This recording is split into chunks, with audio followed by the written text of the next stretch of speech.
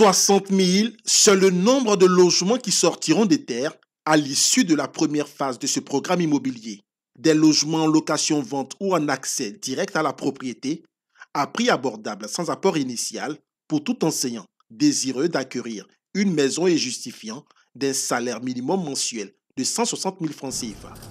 Un rêve devenu réalité à en croire les principaux concernés. C'est une satisfaction parce que les enseignants ont beaucoup souffert, ils ont beaucoup été anarqués. Aujourd'hui, toutes les dispositions sont prises pour que les enseignants bénéficient d'un loyer à moindre coût, sans apport initial. La convention signée ce jour entre le ministère de l'Éducation nationale, de l'enseignement technique, de la formation professionnelle, d'une part, et d'autre part, celui de la construction du logement et de l'urbanisme, marque l'engagement des deux entités à mener à bien cette action sociale d'envergure.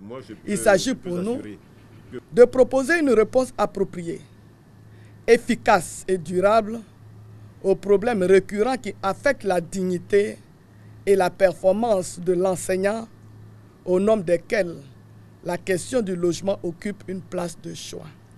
Nous nous attellerons au mieux à vous assister pour l'acquisition et la sécurisation des terrains.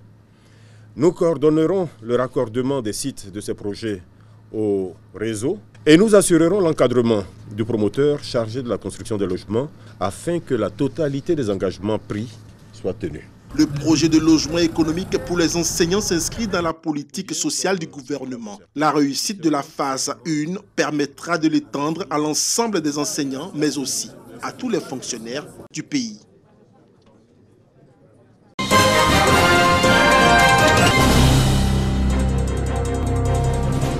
Journaliste culturel et photographe, Camille Ballier-Blésiri dit BBC nous emmène en promenade dans les années 90 pour amorcer cette nouvelle année.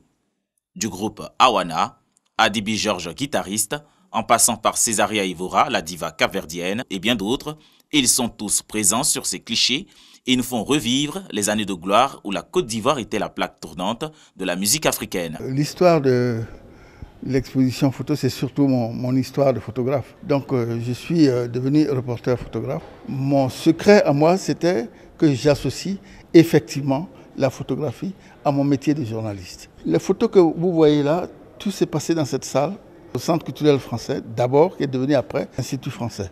Jusqu'au 25 janvier, les Ivoiriens et principalement les jeunes sont invités à faire un tour à cette exposition afin de vivre ce beau voyage dans le temps et découvrir le riche patrimoine photographique musical de la Côte d'Ivoire que nous offre Camille Ballier-Blésiri.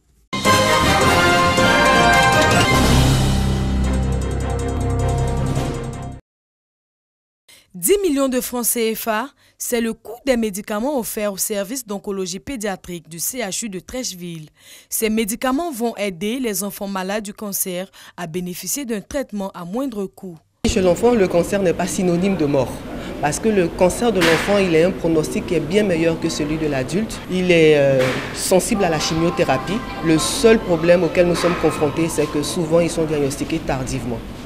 Ils sont en moyenne 200 enfants souffrant de cancer qui fréquentent le service d'oncologie pédiatrique du CHU de Trècheville. Un service qui s'emploie à diagnostiquer le plus vite possible ces patients. Aujourd'hui, le besoin en matériel de santé, notamment en médicaments pour le traitement des enfants atteints du cancer, est réglé grâce à la sollicitude du groupe franco-africain d'oncologie pédiatrique. C'est la première pour cette année 2020.